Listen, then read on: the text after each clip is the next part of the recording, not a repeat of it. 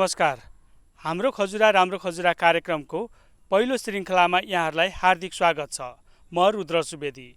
बाँकेको खजुरा गाउँपालिकाले एनटिभी कोलपुरसँगको सहकार्यमा तयार पारेको हाम्रो खजुरा राम्रो खजुरा कार्यक्रम हरेक महिनाको तेस्रो आइतबार राति 9 बजे र सोमबार बिहान 9 बजे पुनः प्रसारण हुने गरेको छ। हाम्रो खजुरा राम्रो खजुरा कार्यक्रममा हामी खजुरा गाउँपालिकामा भए गरेका विकास निर्माणका कार्य, प्रस्तावित योजना, शिक्षा, कृषि, पर्यटन, स्वास्थ्य, रोजगार लगायतका विषयमा चर्चा गर्नेछौँ। आजको अङ्कमा हामीले गाउँपालिकाको परिचय, गाउँपालिकाको सेवा प्रवाह, न्यायिक समितिको कामका साथै योजना अनुगमनका बारेमा चर्चा गर्नेछौँ। सुरु गरौँ खजुरा गाउँपालिकाका अध्यक्ष किस्मत कुमार कक्षपतिसँग गरिएको कुराकानीबाट। अध्यक्षज्यू, यहाँलाई हाम्रो खजुरा राम्रो खजुरा कार्यक्रममा स्वागत छ। धन्यवाद। खजुरा गाउँपालिकाको परिचयसँगै यसको भौगोलिक, शैक्षिक र विकासको अवस्था कस्तो छ? खजुरा गाउँपालिका प्रदेश नम्बर 5 बाँके जिल्लामा अवस्थित गाउँपालिका। साबिकको 6वटा गाविस मिलेर बनेको यो गाउँपालिका।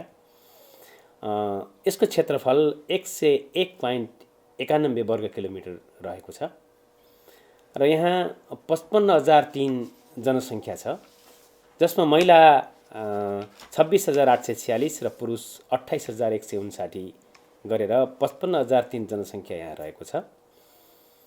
घरधुरीको सङ्ख्या भन्नुहुन्छ भने 10,671 घरधुरी सङ्ख्या यहाँ छ।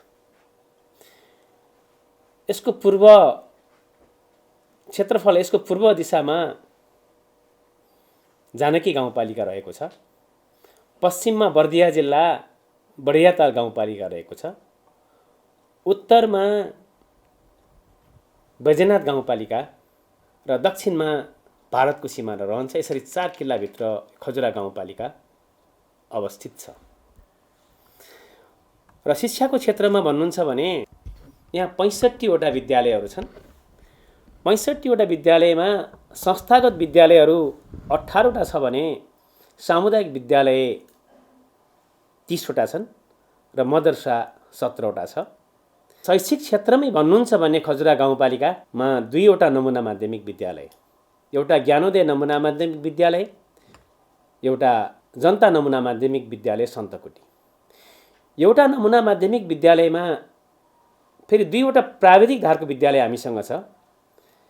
एउटा विद्यालयमा इन्जिनियरिङ तर्फको प्राविधिक धारको पढाइ सुरु भइराखेको छ भने अर्को विद्यालयमा कृषितर्फको प्राविधिक धारको पढाइ सुरु हुन्छ। यसरी खजुरा गाउँपालिकाभित्र 2वटा नमुना माध्यमिक विद्यालय, 2वटा प्राविधिक धारको विद्यालय स्थापना भइसकेको छ। त्यसको साथसाथै अहिले भर्खरै हामीले बिएससी कक्षा, जुन विद्यालयमा कृषितर्फको प्राविधिक धार सुरु भइराखेको छ, त्यो ठाउँमा हामीले 10 बिघा जग्गा प्राकृतिक स्रोत व्यवस्थापन कलेजलाई हस्तान्तरण गरिसकेपछि बिएससी को कक्षा सञ्चालन भइसकेको छ। अस्ति भर्खरै प्रदेश नम्बर 5 का माननीय मुख्यमन्त्रीज्यूबाट प्राकृतिक स्रोत व्यवस्थापन कलेजको शिलान्यास र बिएससी कक्षाको सञ्चालन सुरुवात भइसकेको अवस्था हो। शिक्षामै जोड्नु पर्दाखेरि आर्थिक वर्ष 77-78 मा प्रदेश नम्बर 5 को सरकारले खजुरा गाउँपालिकामा प्रदेश स्तरीय विश्वविद्यालय घोषणा गरिसकेको छ। हामीले खजुरा गाउँपालिकाको वडा नम्बर 7 साबिकको रनियापुर गाविसमा 100 बिघा जग्गा दिने निर्णय गरे पश्चात प्रदेश स्तरको विश्वविद्यालय घोषणा भएको छ र पहिलो चरणमा 7 करोड रुपियाँ विनियोजित भइसकेको अवस्था छ। शिक्षातर्फ भन्नुहुन्छ भने हामीले शैक्षिक हब बनाउने उद्देश्यका साथ खजुरा गाउँपालिका अगाडि बढेको छ। शिक्षाका विभिन्न क्रियाकलापहरू हामीले अगाडि बढाएका छौँ। खेलकुदका क्रियाकलापहरू, खेलकुदकै कुरा गर्नुहुन्छ भने राष्ट्रिय खेलकुद प्रतियोगिता, 8औं राष्ट्रिय खेलकुद प्रतियोगितामा खजुरा गाउँपालिकाले 4वटा महत्त्वपूर्ण इभेन्ट्सहरू हामीले भव्यताका साथ सम्पन्न गरेका छौँ। यसरी शिक्षा र खेलकुदलाई एक आपसमा जोडेर हामीले वडा नम्बर 2 को शुक्र स्टेडियम, जहाँ 4 बिघा जग्गा छ, त्यो 4 बिघा जग्गामा खेलकुद ग्राम बनाउने अभियान अगाडि बढेको छ। 57 करोडको प्रोजेक्ट अहिले टोकन मनीको रूपमा खेलकुद मन्त्रालयबाट 50 लाख रुपियाँ आएको थियो। यसको डिपिआर तयार भइसकेको छ। 57 करोडको लागतमा यसको निर्माण कार्य अगाडि बढेको छ। स्वास्थ्यतर्फ भन्नुहुन्छ भने खजुरा गाउँपालिकामा 8वटा वडा छन्। 8वटा वडामा एउटा वडामा स्वास्थ्य केन्द्र स्थापना भइसकेको छ। 5वटा वडामा स्वास्थ्य चौकी स्थापना भइसकेका छन् र 2वटा वडामा आधारभूत स्वास्थ्य चौकी स्थापना भएको छ र आधारभूत स्वास्थ्य चौकी वडा नम्बर 6 र 4 मा स्थापना भएको छ। सेवा सुरु गरिसकेका छौँ हामीले र आधारभूत स्वास्थ्य चौकीको भवन निर्माण गर्ने कार्य पनि सम्पन्न भएको छ। अर्को महत्त्वपूर्ण पाटो भनेको नेपालको इतिहासमा जनताको प्रत्यक्ष सहभागिताबाट बनेको अस्पताल, जसको संस्थापक अध्यक्ष पनि म हुँ। स्थापना कालदेखि लगातार 15 वर्ष हामी त्यहाँ लाग्यौँ। जनताको प्रत्यक्ष सहभागिताबाट बनेको क्यान्सर अस्पताल नेपाल सरकारमा हस्तान्तरण गरेर गठन आदेश मार्फत सञ्चालन भएको क्यान्सर अस्पताल, जुन भरतपुर पछिको दोस्रो ठुलो क्यान्सर अस्पताल, जसलाई अहिले चाहिँ कोभिड-19 को सवाल सिलसिलामा नेपालको एउटा चाहिँ कोरोना विशेष आइसोलेसन अस्पताल चर्चित रूपमा अहिलेसम्म पनि सेवा गरेर थुप्रै बिरामीहरू निको भएर फर्केको अवस्था हो। खजुरा गाउँपालिका तरकारीमा आत्मनिर्भर हुँदै गइराखेको छ। यहाँबाट थुप्रै तरकारीहरू बाहिर निर्यात हुन्छ। कृषिको सवालमा खजुरा गाउँपालिका बाँके जिल्लामा अब्बल क्षेत्र पनि मानिन्छ। कृषिलाई व्यावसायीकरण गर्नको निमित्त, आधुनिक तरिकाले कृषि गर्नको निमित्त सिङ्गो स्थानीय सरकार योजनाका साथ अगाडि बढेको छ।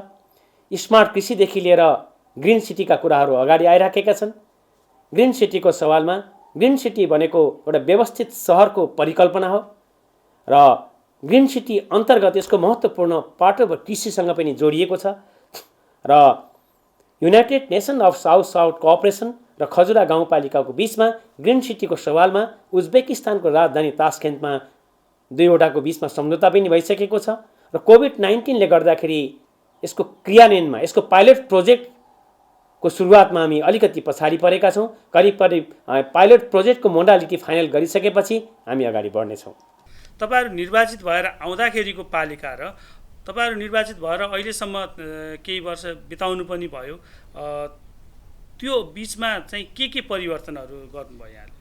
2074 साल असार 14 गते हामी निर्वाचित भइसकेर आइसकेपछि खजुरा गाउँपालिकाको पहिलो बैठकले स्वास्थ्य, कृषि र शिक्षामा 3वटा महत्त्वपूर्ण निर्णय हामीले गरेका थियौँ।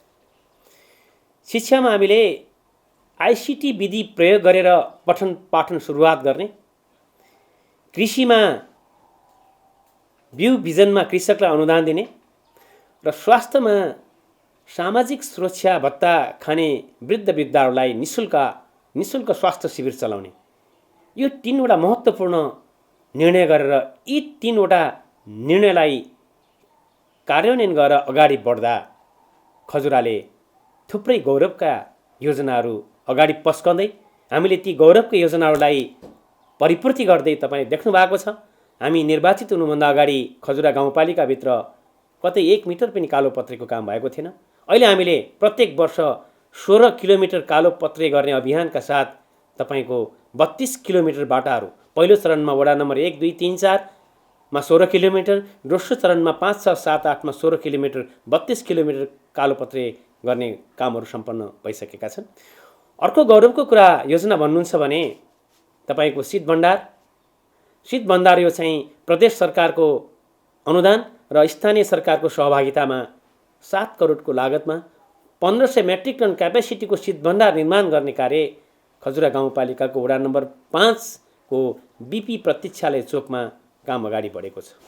अर्को गौरवको योजना भन्नुहुन्छ भने खजुरा गाउँपालिकाको वडा नम्बर 3 मा मदन भण्डारी बहुउद्देश्य सभागृह, 500 क्यापेसिटी क्षमताको मदन भण्डारी बहुउद्देश्य सभागृहको निर्माण कार्य अग्रगतिमा अगाडि बढेको छ। हामी यो आर्थिक वर्षभित्रमा सम्पन्न गरेर त्यसको ओपनिङ गर्ने योजना हामीले बनाएका छौँ। अर्को गौरवको योजना भन्नुहुन्छ भने औद्योगिक ग्राम, खजुरा गाउँपालिकाको वडा नम्बर 6 पुरैना भन्ने ठाउँमा 21 बिघा जग्गामा हामी औद्योगिक ग्रामको डिपिआर तयार भइसकेको छ र त्यो डिपिआरमा टेकेर पहिलो चरणमा हामीले चाहिँ जुन 92 लाख रुपियाँ नेपाल सरकार उद्योग मन्त्रालयबाट निकासा भएको थियो। तपाईँलाई एउटा कुरा म दोहोऱ्याउँछु, भन्न चाहन्छु, नेपाल सरकारको नीति तथा कार्यक्रम अन्तर्गत 753वटा स्थानीय तहमा, प्रत्येक स्थानीय तहमा एक एकवटा औद्योगिक ग्राम बनाउने नीति अनुसार पहिलो चरणमा 32वटा स्थानीय तहमा निर्णय भएको थियो। 26वटा नगरपालिका त्यसमा समाहित भएको थियो भने 6वटा गाउँपालिकाभित्र खजुरा गाउँपालिका पर्न सफल भएको छ। सुरुको वर्षमा 92 लाख रुपियाँ टोकन मनीको रूपमा आएको थियो।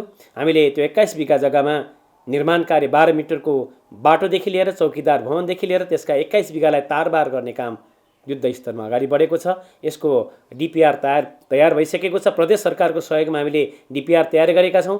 यसको लागत चाहिँ करिबन 30 करोड हारीमा यसको लागत छ। अर्को गौरवको योजना भन्नुहुन्छ भने खेलकुद गाउँ। नेपाल सरकारकै नीति तथा कार्यक्रम अन्तर्गत 753वटा स्थानीय तहमा खेलकुद गाउँ बनाउने उद्देश्यका साथ पहिलो चरणमा 84वटा स्थानीय तहमा घोषणा गरेको थियो। त्यो 84वटा स्थानीय तहमध्ये खजुरा गाउँपालिका पर्न सफल भएको छ। यसरी 4 बिघा जग्गा जहाँ भलिबल प्रतियोगिता सम्पन्न भएको थियो 8औं खेलकुद प्रतियोगितामा, त्यो 4 बिघा जग्गाभित्र खेलकुद गाउँ बन्दैछ। 57 करोडको डिपिआर पनि यसको तयार भइसकेको छ। निर्माण कार्य पनि अगाडि बढेको छ। जस्तो अहिले बजेट कार्यान्वयनको अवस्था र योजना छनौटमा चाहिँ कसरी गरिरहनु भएको छ? बजेट कार्यान्वयनको अवस्था भन्नुहुन्छ भने हामीले पहिलो वर्ष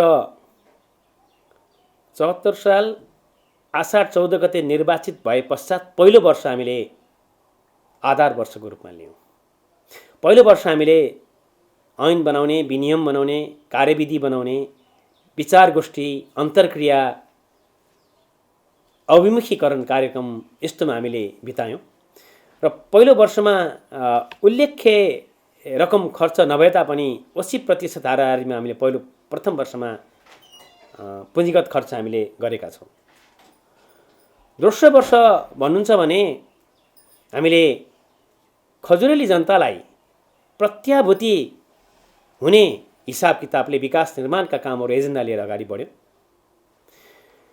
योजना तर्जुमाको सवालमा, योजना छनौटको सवालमा, कार्यक्रम सम्पादनको सवालमा व्यवस्थित ढङ्गले यसलाई अगाडि लैजाने हामीले जमर्को गर्यौँ। तेस्रो वर्षमा आउँदाखेरि अब हामीले प्रत्यक्ष खजुरेली जनताले प्रत्याभूति हुने खालका विकास र निर्माणहरू गर्ने अभियानमा हामी अगाडि बढेका थियौँ, लम्केका थियौँ।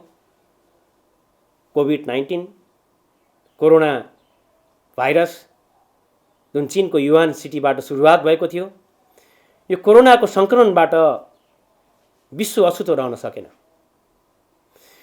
तसर्थ आर्थिक वर्ष 76-77 मा हामीले जुन उद्देश्यका साथ हाम्रा योजनाहरू टेन्डर प्रक्रियाबाट, ई बिडिङबाट, उपभोक्ता समितिबाट अगाडि बढेको थियो, यसले अलिकति हामीलाई प्रभाव पार्यो। जस्तो अहिले विश्व नै कोभिड-19 का कारण आक्रान्त बनेको छ। कोभिड-19ले खजुरा गाउँपालिकालाई कस्तो असर पुर्यायो र यसमा यो कोभिडका कारण यहाँको विकास निर्माण प्रभावित भयो कि भएन? कोभिड-19 विरुद्धको लडाईँको सवालमा खजुरा गाउँपालिकाले 2076 साल चैत्र 8 गतेको विशेष बैठकले निर्णय गरे पश्चात हामीले चैत्र 9 गतेदेखि खजुरा गाउँपालिकाको वडा नम्बर 1 मैटोवा माध्यमिक विद्यालयमा 51 बेडको क्वारेन्टाइन निर्माण गरेर अहिलेसम्म पनि कोरोना विरुद्धको लडाईँमा जनप्रतिनिधि, स्वास्थ्यकर्मीहरू लागिराख्नु भएको छ, हामी लागेका छौँ। जसले गर्दाखेरि कोभिडले गर्दाखेरि कतिपय योजनाहरू अलिकति डिस्टर्बेन्स गरेको हामीलाई त्यो अवस्था हो। तैपनि हामीले यो बिचमा पनि सामाजिक दूरी कायम गर्दै सचेतना अपनाउँदै हाम्रा गौरवका योजनाहरू, उपभोक्ता समितिका काम त हाम्रो 100% सम्पन्न भइसकेका छन्। टेन्डर प्रक्रियाबाट निर्माण भइराखेका गौरवका योजनाहरू जस्तै कालोपत्रे गर्ने कार्य, तपाईँको बहुउद्देश्य सभागृह, शीत भण्डार, यी महत्त्वपूर्ण योजनाहरू तदारुकताका साथ हामीले अगाडि बढाएका छौँ। र यो आर्थिक वर्ष 76-77 मा हामीले नियर एबाउट 81% रकम विकास निर्माणका पुँजीगत रकम खर्च गर्न हामी सफल भएका छौँ। गाउँपालिकालाई चाहिँ यहाँहरूले कस्तो गाउँपालिका बनाउन चाहँदै हुनुहुन्छ? हामीले निर्वाचनको क्रममा 101 बुँदे प्रतिबद्धता पत्र अझै पनि हामीसँग छ, यहाँ लिएर जनताको बिचमा गएका थियौँ। त्यो प्रतिबद्धता पत्रलाई अवलोकन गरेर फर्केर हेर्दाखेरि हामीले 65वटा बुँदाहरू 3 वर्षको कार्यकालमा पुरा गरिसकेका छौँ र बाँकी 35-36वटा बुँदाहरू बाँकी कार्यकालमा पुरा गर्ने उद्देश्यका साथ हामी अगाडि बढेका छौँ। खजुरालाई 15-20 वर्षभित्रमा समृद्ध खजुरा बनाउने उद्देश्यका साथ हामीले 76 साल कार्तिक 6 र 7 गते बृहत खजुरा सम्मेलन भव्यताका साथ सम्पन्न गरेका छौँ। प्रदेश नम्बर 5 का माननीय मुख्यमन्त्रीजीको प्रमुख आतिथ्यमा 10वटा विषयवस्तुमा कार्यपत्र तयार गर्दै त्यसमा टिप्पणी गर्दै खजुरा गाउँपालिकाबाट अध्ययन गरेर बाहिर बस्नुभएका स्वदेश तथा विदेशमा बस्नुभएका 350 जनाको सहभागिता त्यो बृहत खजुरा सम्मेलनमा भइसकेको छ। त्यसको एउटा हामीले स्मारिका पनि निकालिसकेका छौँ। बृहत खजुरा सम्मेलनको यो इतिहासको रूपमा हामीले बचाएर राखेका छौँ र बृहत खजुरा सम्मेलनले गरेको 21 बुँदे घोषणापत्रमा टेकेर 15 वर्षभित्रमा समृद्ध खजुरा बनाउने उद्देश्यका साथ हामी अगाडि बढेका छौँ। यसलाई सम्पन्न गर्नको निमित्त सङ्घीय सरकारले निर्माण गरेको 25 वर्ष आवधिक योजना, प्रदेश सरकारले तयार गरेको 20 वर्ष आवधिक योजनामा टेकेर खजुरा गाउँपालिकाले 15 वर्षे आवधिक योजना बृहत खजुरा गुरु योजना तयार गरेर खजुरा गाउँपालिकाको 6ठौँ गाउँसभाले बृहत गुरु योजना र ब्लेस प्रोफाइल पारित गरेर हामी अगाडि बढेका छौँ। त्यही बृहत गुरु योजनामा टेकेर र बृहत खजुरा सम्मेलनले दिएको 21 बुँदे घोषणापत्रमा टेकेर हामीले खजुरा गाउँपालिकालाई देशकै नमुना गाउँपालिका बनाउने उद्देश्यका साथ र 15 वर्षभित्रमा समृद्ध खजुरा निर्माण गर्ने उद्देश्यका साथ खजुरा गाउँपालिका अगाडि बढेको छ। आदरणीय दर्शकबिन, अब हामी खजुरा गाउँपालिकाका प्रमुख प्रशासकीय अधिकृत बमबहादुर केसीज्यूसँग कुराकानी गर्दैछौँ। प्रमुख प्रशासकीय अधिकृतज्यू, यहाँलाई हाम्रो खजुरा राम्रो खजुरा कार्यक्रममा स्वागत छ। धन्यवाद।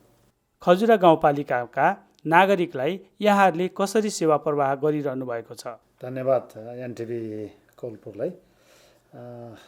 राज्यको एउटा 3 खम्बे अर्थनीति या 3टा तहको सरकारको निर्माण भइसकेपछि स्थानीय तहबाट प्रवाह गर्नुपर्ने सेवाहरूलाई स्थानीय तहले व्यवस्थित गर्नुपर्छ।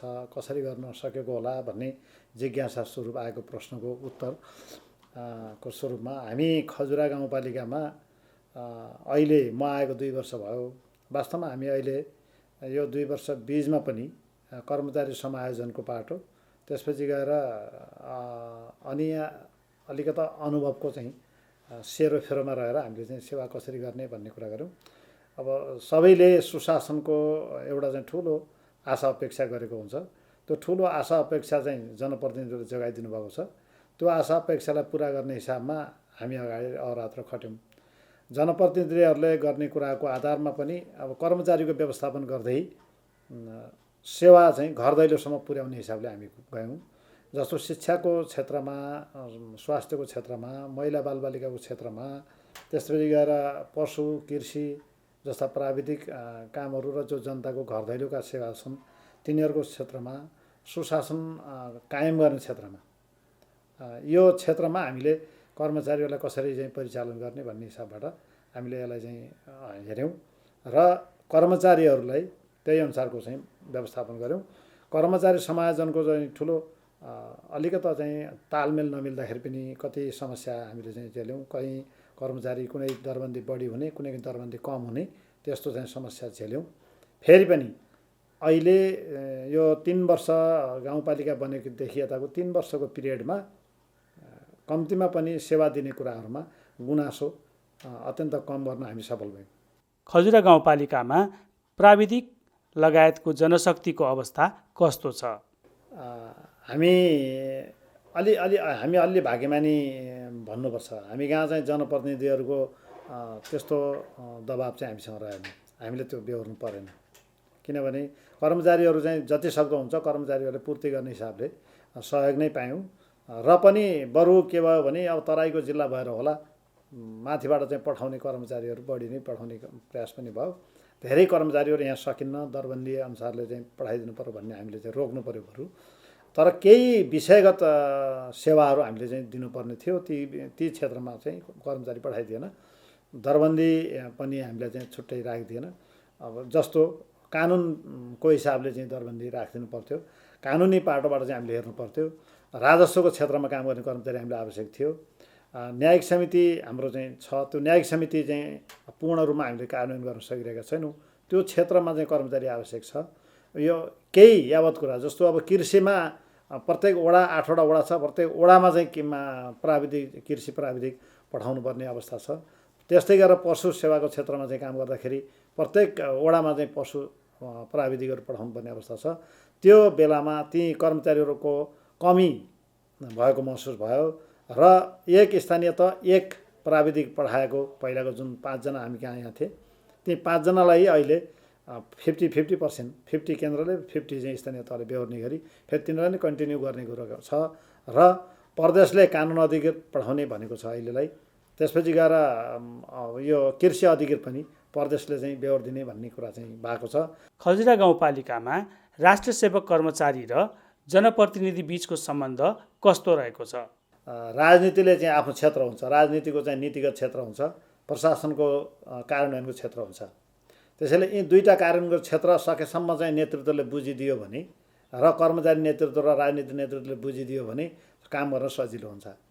कहाँनिर चाहिँ कानुनको चाहिँ आवश्यकता पर्यो, त्यसको नीति निर्माणको आवश्यकता पर्यो, त्यो कुरा चाहिँ नेतृत्वले बुझिदियो भने त्यहाँनिर चाहिँ उहाँहरूले नीति निर्माण गरिदिनुहुन्छ र त्यो नीति निर्माण गरिसकेपछि कार्यान्वयनको क्षेत्र हुन्छ र उहाँहरूले कार्यान्वयन गर्ने कुरामा चाहिँ नेतृत्व चाहिँ अगाडि बढ्नुपर्ने हुन्छ र नेतृत्व जनप्रतिनिधिहरूले अनुगमनको पाटोबाट हेरिदिनु पर्ने हुन्छ, कार्यान्वयन भयो कि भएन, त्यसको मूल्याङ्कन भयो कि भएन।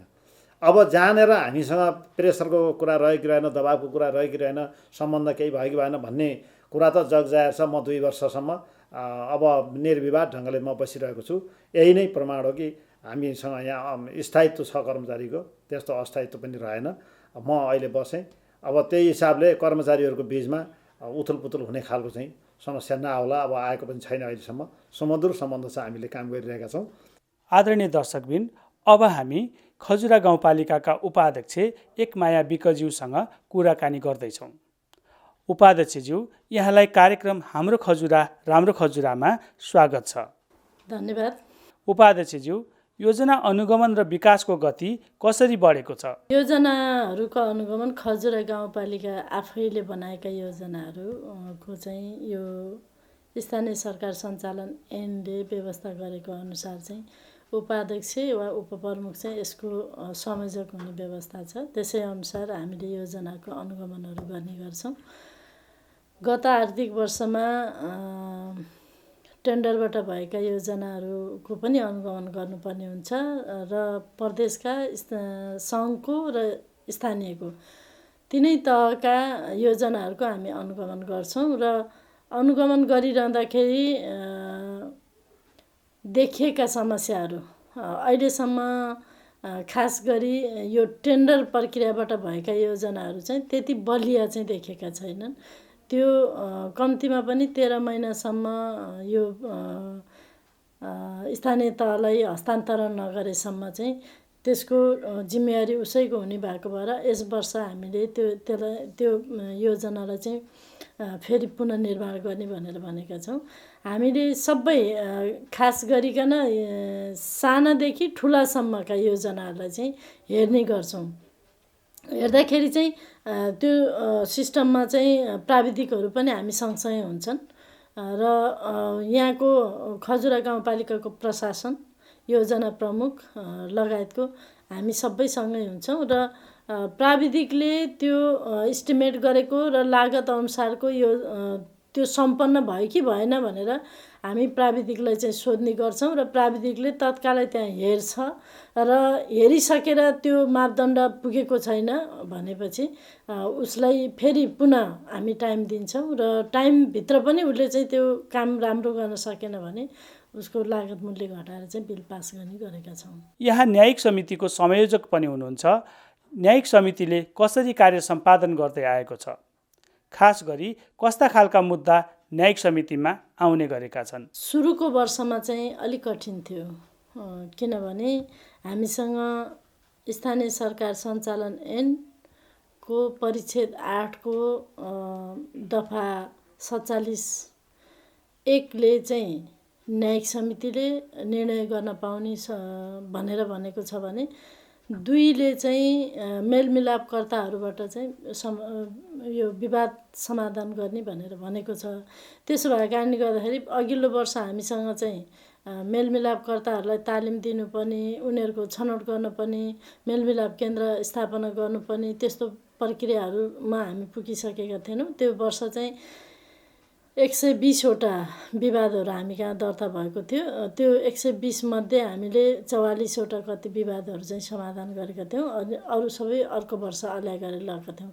अनि अर्को वर्ष चाहिँ हामीले अनिवार्य चाहिँ यो मेलमिलापकर्ताहरूलाई छनौट गरेर खास गरी त्यो थुप्रै 6 वटा साबिकको गाविसमध्ये 4 वटा गाविसमा चाहिँ तालिम प्राप्त मेलमिलापकर्ताहरू पनि भएको र उनीहरूलाई चाहिँ सूचीकृत गर्नलाई सूचना आह्वान गऱ्यौँ। उहाँहरू सूचीकृत हुनुभयो भने 1 र 2 नम्बर वार्ड साबिकको 2 वटा गाविसमा चाहिँ तालिम प्राप्त नभएको कारणले गर्दा हामीले फेरि नयाँ छनौट गरेर उनीहरूलाई पुरै 72 घण्टाको तालिम दिएर तालिम प्राप्तपछि चाहिँ अहिले खजुरा गाउँपालिकाको 8 वटा वार्डमा चाहिँ मेलमिलाप केन्द्रहरू छन्।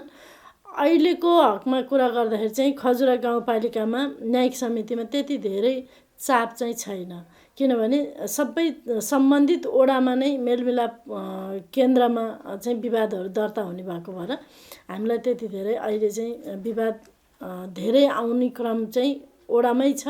पालिकामा चाहिँ अहिले यस आर्थिक वर्षमा अल्याइ गरेर ल्याएको सँग 11 वटा चाहिँ विवादहरू अहिले हामीसँग छन्। त्यसमा पनि हामीले एउटा त निर्णय गरिसकेका छौँ, 2टा चाहिँ मेलमिलाप गराइसकेका छौँ भने एउटा अदालत पठाइसकेका छौँ। एउटा विवाद चाहिँ तारिक दिएर पनि उनीहरू हाजिर नभएपछि हामीले 3 महिनाभित्रमा उसलाई तामेलीमा राख्न पाउने अधिकार छ। त्यस कारणले उनीहरू तारिकमा हाजिर नभएको कारणले दुवै पक्ष आएका छैनन्। अरू चाहिँ प्रक्रियामा नै छ। स्थानीय सरकार भनेको जनतासँग प्रत्यक्ष जोडिने, जति बेला पनि साँझ बिहान चाहिँ भेट हुने, कुराकानी हुने सरकार हो। त्यस कारणले गर्दाखेरि स्थानीय सरकारलाई 24 वटा प्रकृतिको विवादहरू समाधान गर्ने अधिकार छ। त्योभन्दा ती 24 वटा प्रकृतिका विवादहरू स्थानीय तहमा नै समाधान भयो भने अदालत चाहिँ धेरैभन्दा धेरै चाहिँ अदालत जाने प्रक्रियाहरू चाहिँ रोकिन्छन्। अदालतलाई त्यति धेरै भार हुँदैन भन्ने पनि हामीले बुझेका छौँ। त्यसो भएको कारणले गर्दा साना साना कुरामा पनि साना झै झगडादेखि लिएर जमिनका विवाददेखि लिएर सबै कुरामा अदालत जाने जुन एउटा प्रक्रिया छ, त्यो प्रक्रियालाई न्यूनीकरण गर्नको लागि चाहिँ न्यायिक समितिको परिकल्पना गरेको। यो परिकल्पनालाई, यो सपनालाई साकार बनाउनका लागि ती संरचनाहरूको जरुरी हुन्छ भन्ने कुरा म चाहिँ राख्न चाहन्छु। धन्यवाद। हामी हाम्रो खजुरा राम्रो खजुरा कार्यक्रमको पहिलो अङ्कको अन्त्यमा आएका छौँ। यहाँलाई यो कार्यक्रम कस्तो लाग्यो? कार्यक्रमको बारेमा यहाँको गुनासो र सुझाव प्रतिक्रिया भए हामीलाई हाम्रो खजुरा 77@gmail.com मा सम्पर्क गर्न सक्नुहुनेछ। हामी तपाईँको जिज्ञासा र सुझावलाई सम्बोधन गर्ने प्रयत्न गर्नेछौँ। हवस् त, आजलाई बिदा पाऊँ। नमस्कार।